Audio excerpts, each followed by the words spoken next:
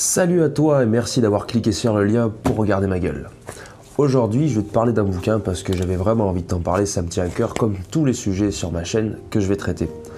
Ça sera Les Métamorphoses du gras de George Vigarello. Alors ce bouquin, je l'ai découvert, j'étais en sciences de l'éducation, je l'avais acheté, je l'avais pas lu, mais c'est parce que j'avais fait un exposé en fait sur ça, sur la transformation des corps à travers les âges. Et c'est de ça qu'on va parler aujourd'hui. Je vais faire un rappel de ce qu'est l'obésité en fait, je suis allé chercher sur les liens, que je te laisserai en barre d'infos bien sûr. Donc si tu vas sur obésité.com, l'obésité c'est un excès de masse grasse entraînant des inconvénients pour la santé. Jusque là ça paraît logique. T'as deux obésités. Gynoïde, donc c'est par exemple ce qu'ont les femmes parce qu'elles cumulent plus de graisse au niveau des jambes, et l'obésité androïde, donc ça c'est plutôt sur les hommes avec le gras sur le ventre. Cette obésité, le terme en tout cas, est même elle est évaluée par l'IMC, donc l'indice de masse corporelle. Sauf que ça, et j'espère que tu le sais, c'est un indice, c'est un indicateur, mais c'est foutrement de la connerie. Parce que oui, ça mesure le taux de gras, ce que tu veux, machin, par rapport à ta taille, c'est un calcul. Ouais, mais déjà ça compte pas le taux de muscle que tu as dans le corps.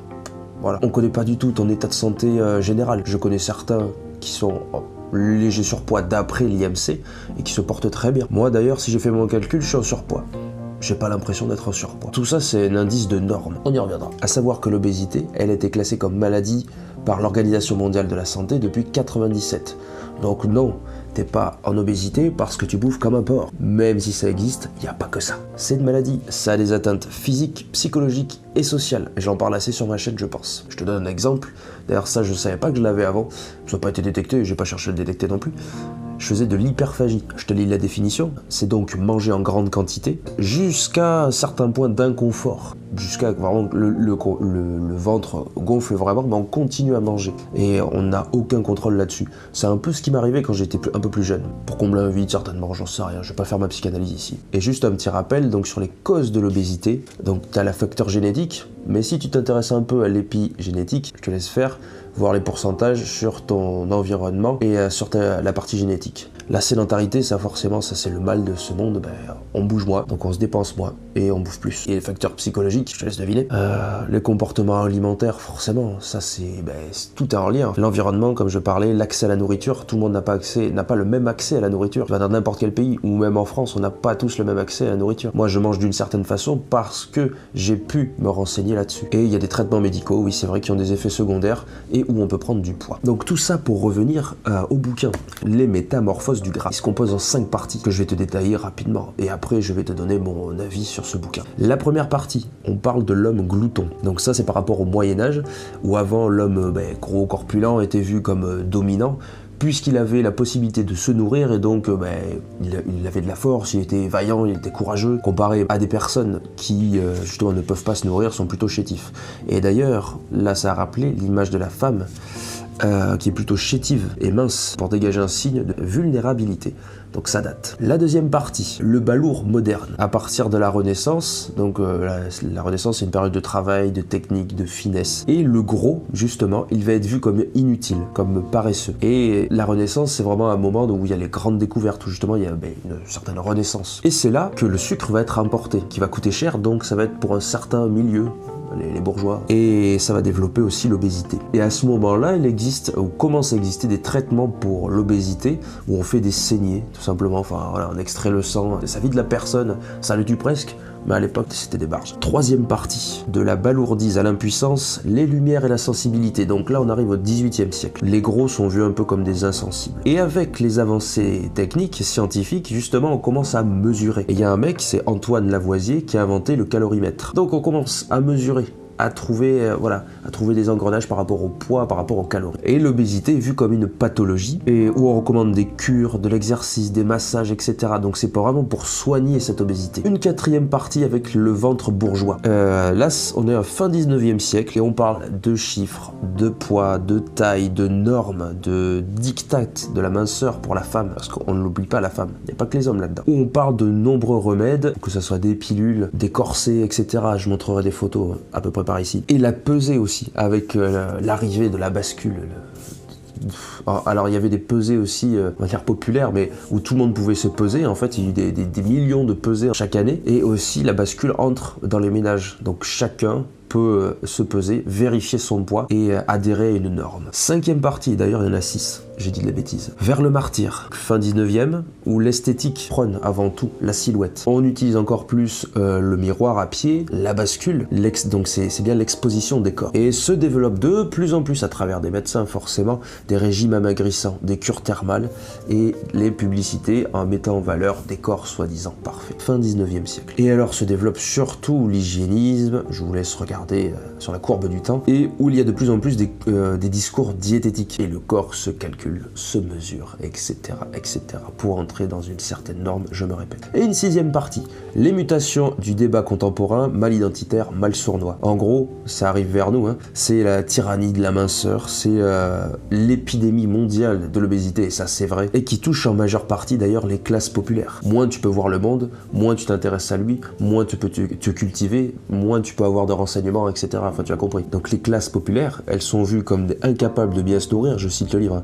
Les obèses sont perçus comme la menace pour la société. Il y a aussi qui se développe un surcoût budgétaire pour la santé, justement. Ben oui, un malade, c'est la sécurité sociale, tout simplement. Il y a une taxe d'obésité dans les avions. Alors je sais pas si c'est encore en place, mais à un moment ça a voulu être mis, ou ça a été mis. Et un obèse aussi, ça a du mal à se déplacer, donc en société, c'est mal vu. Après t'avoir présenté ces 6 parties, on va venir justement là, parce que là on était dans le 20e siècle, mais là on est dans le 21e. Comment ne pas faire le lien justement avec la grossophobie? Je sais pas si tu sais ce que c'est, mais renseigne-toi. Ou toute autre manière d'exclure quelque chose ou quelqu'un. Comment ne pas parler aussi des réseaux sociaux? Ça c'est...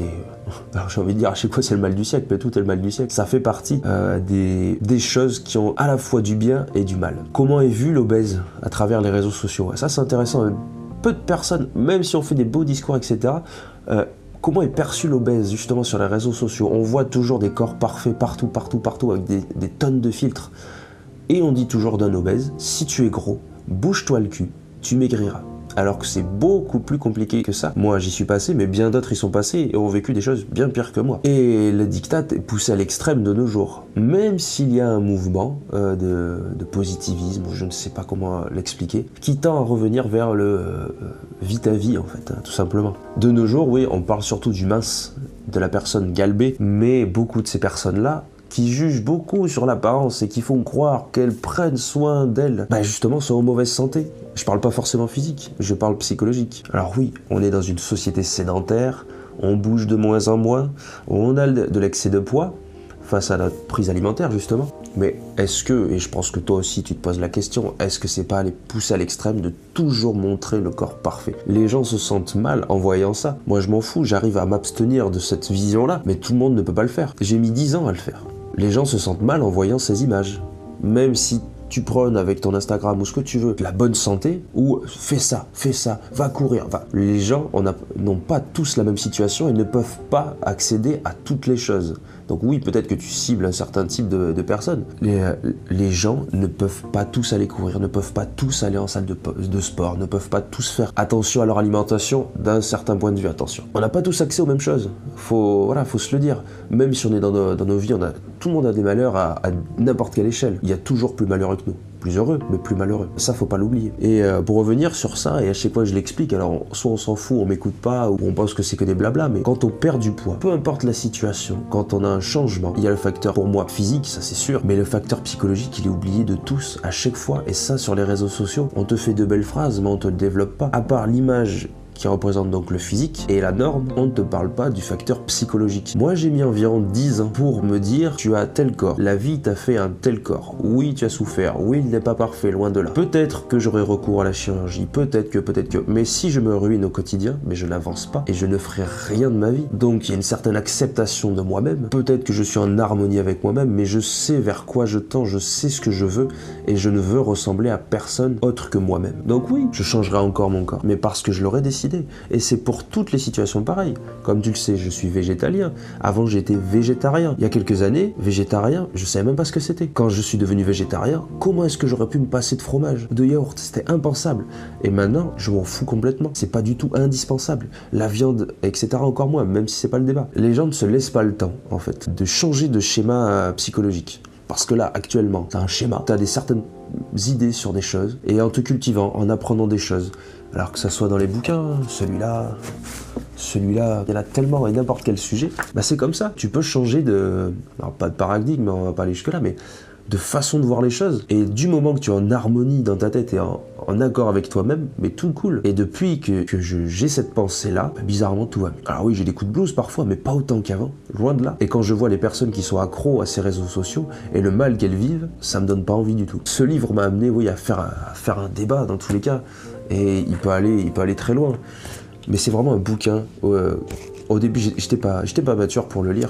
Je me suis dit, ouais, on va encore parler des gros, etc.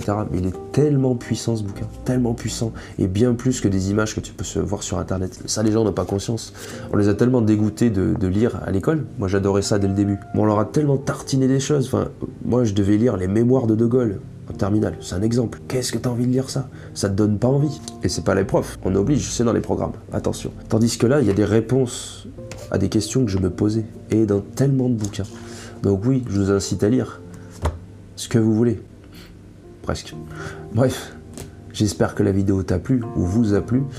Et moi, ça m'a fait plaisir de la faire. Elle est peut-être un peu longue, mais j'ai dit ce que j'avais sur le cœur et ça fait vachement du bien. Et ce bouquin, mais feuilletez-le, faites ce que vous voulez. Il peut se trouver, quoi. Allez, salut.